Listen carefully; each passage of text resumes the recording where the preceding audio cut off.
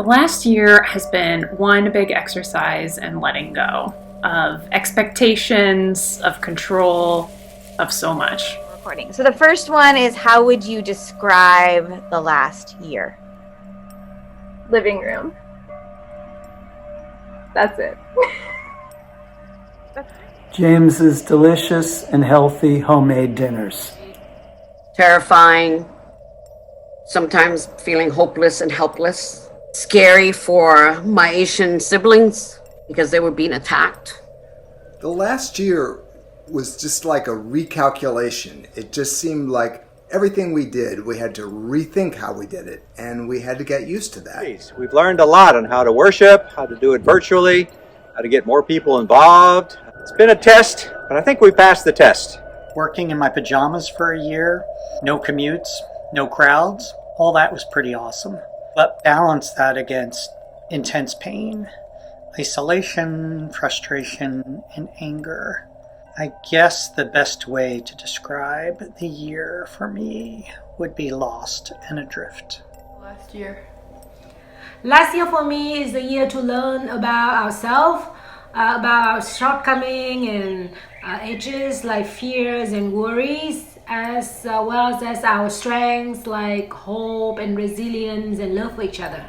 And I think it was a chance for people to see what a mess we're making of the world and to step back from it for a little while. We began on March 15th, 2020 in a new kind of reality. Pastor Tara Spuler McCabe from National Capital Presbytery served as pulpit supply that day with CPC's first entirely virtual service.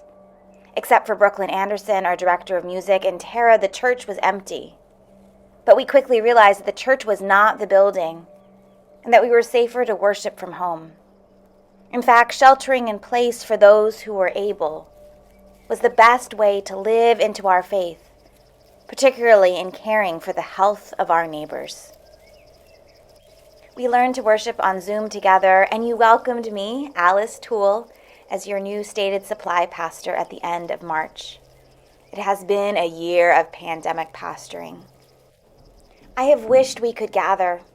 I'm so grateful for the resiliency of this community, supporting those faced with the monumental tasks of distance learning and working from home while managing so much, sheltering in place often in isolation, and learning new faith practices for the road ahead. What has been most challenging in the last year?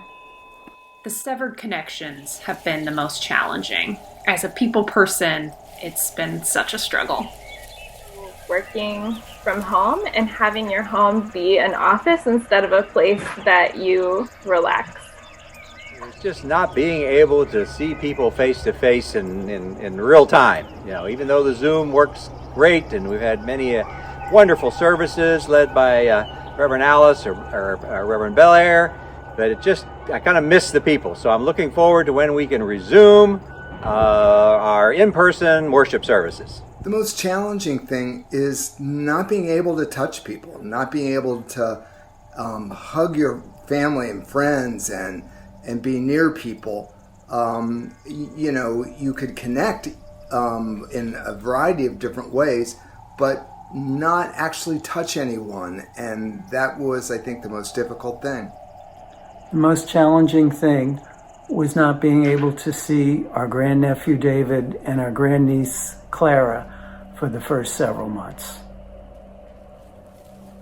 Being able to see people, especially my children, seeing so many people die alone, that was the most horrible part of 2020.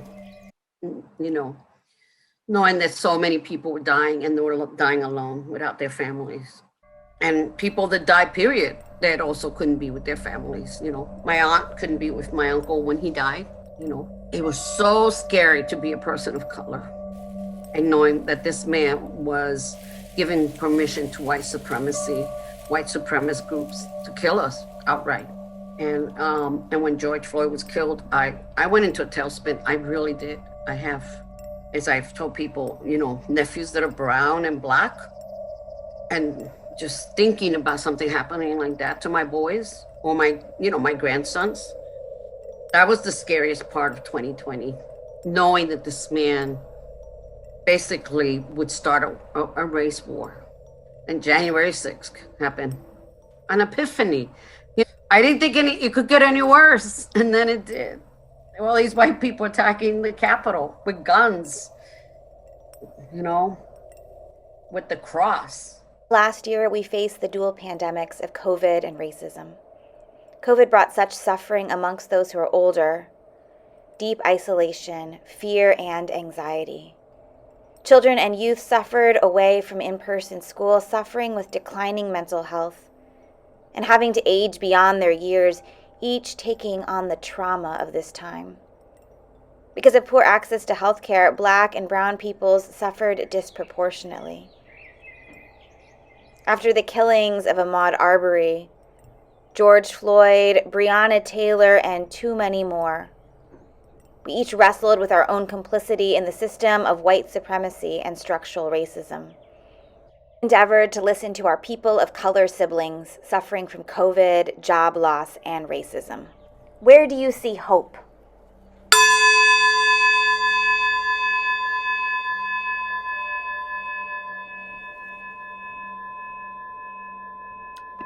Hope continues to show up every time we ask again, how can I show up for my neighbors? How can I be community in this new time? That's a question we keep asking and we keep answering time and time again. That's where the hope is. I see hope in all the new ways that people have found to stay in touch and let each other know that they care about each other, even when they can't be together or see one another in person. And I see hope in growing things and the garden at church that's taking shape and that we know is going to go feed people in our community who are in need. I see hope in people getting vaccines. It's really exciting to get updates from friends and family who are saying that they got their first shot or they're getting close to being eligible for their first shot or they finished the whole course of vaccination and now they can breathe a little more easily. Those are places I see hope. I've found so much hope this year in what the church has done. I've just been amazed at how much we've accomplished under these conditions. I've grown a lot as a person this past year. I'm very grateful to the choir for the way the choir has, been participating over the past year virtually. And I know our best days and years are yet to come. Thank you so much. Where do I see hope? Well, I like to answer that question. I see hope all around us. So people stepping up and helping and pitching in. The example right behind me of the banner here for our food and toiletry drives that have been highly successful. That just gives me hope. So I see that as continuing, and hopefully when we get back to meeting in person, it will grow even more so. My dining room table this year was covered with cards and letters and just notes following all three of my surgeries. That was incredibly gratifying and filled me with hope. With my Saturday night pod dinner group, we've been getting together every week here for a year. And we've all been tested, we've all are in the same isolated pod, and that has brought me a lot of joy and a lot of hope. And the fact that I'm back in the water again, hitting the bay each week and hitting the pool every day. And that grounds me. It's kind of funny that floating in the water grounds me, but it does. I found great hope in the election of President Joe Biden and Vice President Kamala Harris. Where do I see hope? I see hope in the kindness of people. I see hope in white people really owning up to their white privilege and doing something about it, trying to dismantle this horrific system. So I feel good that we have been reading books on how to be an anti-racist, but we've put that learning, what we've learned, into action. And that gives me hope that there are a lot of white people really owning up to the fact that they have supported the system and have benefited from the system. Ignorance is not bliss. And I think white people that are trying, understanding that. I didn't know, well, now I know. how complicit I was. And we're trying to work through that. That gives me hope. What has been giving you hope the last year? Seeing nature, seeing how the earth goes on with us or without us, and seeing how people have stepped forward to help each other, including at Clarendon. Also for me to see how resilient kids are, especially emotional resilience, to be able to stay the entire school year at home. Hope in the last year has come from you. Your gardens, your mask making, your baking, your fitness, your contributions to our shared civic life, a special baby's birth, your willingness to laugh and to play, and even your vulnerability to share your grief. Hope has come from CPC Mission, 9 food and toiletry drives, 983 bags of supplies for Bridges to Independence Family Shelter and Residential Placement Shelter with a value of over $35,000, 1,028 pages read in the Racial Justice Study and Action Group, 3 actions with Arlington for Justice, almost 100 voice actions, many for housing justice, 25 relational meetings as a result of Voice Builders, $5,000 distributed to neighbors through the Arlington Community Foundation, and thousands distributed through the CPC Deacons Fund. Hope came from care within the CPC community, hundreds of cards written, phone calls made, and love and support to CPC tenants, especially the preschool and Aikido. Hope came from regular gatherings for prayer, study, and worship.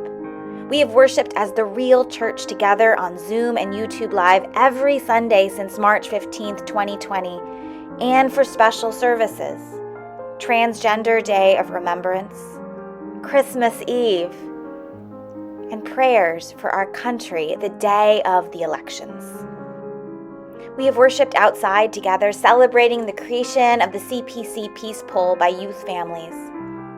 It was life-giving to see each and every one of you.